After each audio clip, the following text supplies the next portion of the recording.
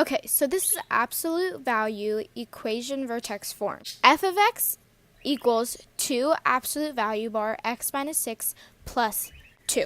We have our A, our H, and our K. So what the A does is determines how steep it is. So it's going to be 2 times as steep.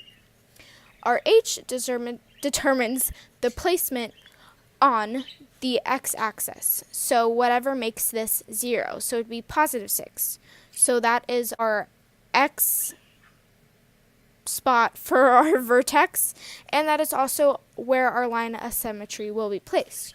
So it will be placed right along this 6 on the x-axis. And that goes up forever and down forever. Then our K determines the placement on the y-axis. So it will, since it's positive 2, it will be 2 places up from 0. So it'll be over 6, up 2. That is where the vertex will be placed. This 2 determines our steepness. It's going to be 2 times as steep. So usually it would be over 1, up 1, over 1, up 1, over 1, up 1, over 1, up 1. But this time it's over 1, up 2. Over 1, up 2.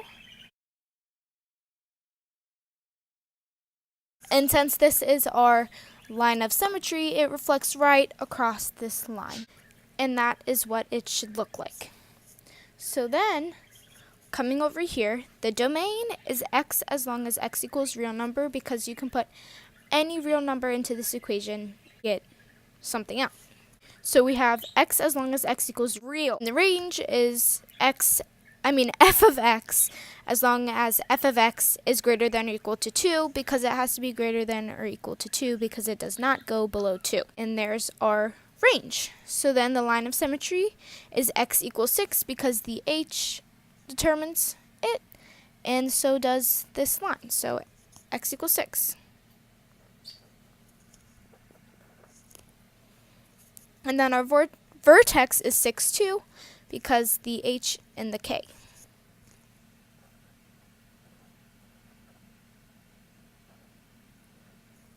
And then the asymptotes, there is no asymptotes.